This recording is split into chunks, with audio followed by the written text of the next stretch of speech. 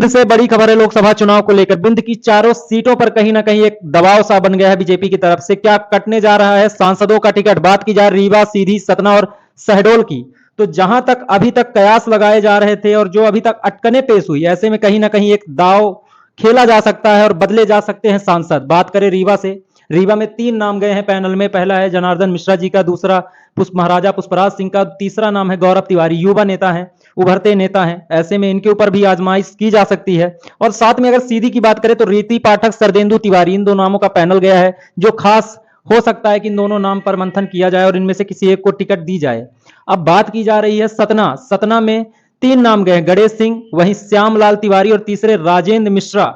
ऐसे में क्या राकेश मिश्रा और श्यामलाल तिवारी, इन दोनों नामों पर मंथन किया जाएगा? क्या गणेश सिंह के हार के बाद उनको सांसदी से हटा दिया जाएगा? हालांकि पार्टी आला कमान अगर ऑप्शन रख रही है तो इसका कहीं ना कहीं एक सीधी तरह से लकीर जोड़ी जा सकती है, इस बात को लिंकअप किया जा सकता है और सूत्रों के आधार पर यह भी बात की जा सकती है, जो सुनने को मिल रहा है कहीं ना कहीं ये सवाल चल रहा है सतना में, हो सकता है कि कट जाए गणेश सिंह का इस बार टिकट। वहीं यही हाल रीवा में भी है। नए 2 दावेदारों के नाम आना मतलब पुराने दावेदार का साइड किया जाना। ऐसे में जनार्दन मिश्रा का अगला स्टेप क्या होगा, ये कहीं ना कहीं भाजपा के लिए एक अहम मुद्दा होना चाहिए, एक अहम रोल होना चाहिए और इस पर कार्य होना चाहिए। वहीं सीधी की बात की जाए तो सीधी में भी एक नया असमंजस है, किसको दिया जाएगा टिकट? क्या सरदेंदु तिवारी जो कि हारे हुए प्रत्याशी हैं, या फिर दिया जाएगा रीति पाठक को, जो कि लोकसभा में भी जीती, उसके बाद विधानसभा में भी जीत दायर करके अपना एक परचम लहराया? या फिर बदला जाए सीधी से सीट और दी जा सकती है मंत्रिमंडल, नया मंत्रिमंडल दिया जा सकता है, जिस प्रकार राजेंद्र शुक्ला जी को दिया गया था चुनाव के समय पर वोट साधने के लिए, मंत्री बनाया गया था कुछ समय के लिए। क्या वही दाव वापस से सीधी में भी खेला जाएगा? क्या रीति पाठक जी विधायक बनने के बाद, क्या इनको चुनाव के बाद, लोकसभा चुनाव के बाद कोई पद दिया जाएगा, कोई अहम पद दिया जाएगा? क्योंकि अभी वित्तीय मंत्री का भी प्रभाव, गृह मंत्री का प्रभाव अभी खाली है, तो कहीं ना कहीं इस पर भी देखा जा सकता है, गुणागणित लगाई जा सकती है। राजनीतिक फेरबदल है, किसी प्रकार का भी इसमें कयास लगाए जाना या अफवाहों का उड़ के आना, ये एक संयोग नहीं हो सकता। ये एक तरीके की राजनीतिक हरकतें हैं जो हवा कहीं से पाती है तब हमारे तक उड़ के आती हैं।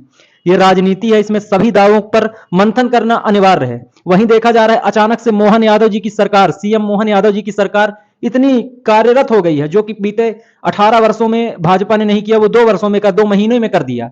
ये नई सरकार में नई कितनी फेरबदल होगी, ये अभी तक सिर्फ सवाल है। नए नए शिलान्यास हो रहे हैं, लेकिन अभी पुराने कार्यों को कोई ना आगे बढ़ाया जा रहा है, ना भी लाडली बहनों के आवास की बात उठी है। हाँ, लिस्ट आई है, लिस्ट की बात उठी, लेकिन किसी के खाते में पैसे नहीं आए, या किसी को घर बनवाने के लिए ना पुराने आवास पे कोई मंथन हो रहा है। सिर्फ नई योजनाएं आ रही हैं, पुरानी योजनाएं सारी पेंडिंग हो गई। एडवर्टाइजमेंट भाजपा भरपूर कर रही है कि हमने आयुष्मान कार्ड बनवा के दिया, लेकिन क्या आयुष्मान कार्ड आज भी सरकारी अस्पतालों में मान्य है? कई जगह से शिकायतें आती हैं कि आयुष्मान कार्ड से काम नहीं हो रहा है। इस पर चर्चा होना चाहिए, इस पर जरूर, इस बात पर मंथन होना चाहिए, बीजेपी सरकार को करना चाहिए। लोकसभा की बात करें तो ये सब लोकसभा के मुद्दे हैं, कहीं ना कहीं बीजेपी इन पर अहम चर्चा करना चाहिए। धार्मिक राजनीति के अलावा भी जनता की समस्याओं पर बात होनी चाहिए और उनका निराकरण होना चाहिए। लेकिन अगर बात करें लोकसभा चुनाव की, तो ये जो चुनाव है अहम चुनाव है। ऐसे में सभी पार्टियां एक्टिव हैं। कांग्रेस भी अपने अपने प्रत्याशियों की लिस्ट जल्दी से जारी करेगी, लेकिन भाजपा क्या काटने जा रही है सांसदों की टिकट, ये अभी तक एक संशय बना हुआ है और मन में कयासों की लहर तेज होती दिखाई दे रही है। हालांकि विचाराधीन है, कहीं ना कहीं ये सब एक अफवाह सच का रूप कब ले ले। जहां तक सुनने को मिल रहा है, शायद सतना और रीवा की टिकट, सांसद की टिकट कट जाए और नए प्रत्याशियों पर हाथ आजमाया जाए। अच्छी लहर है, मोदी लहर है, राम मंदिर लहर है, ज्ञान वापी लहर है।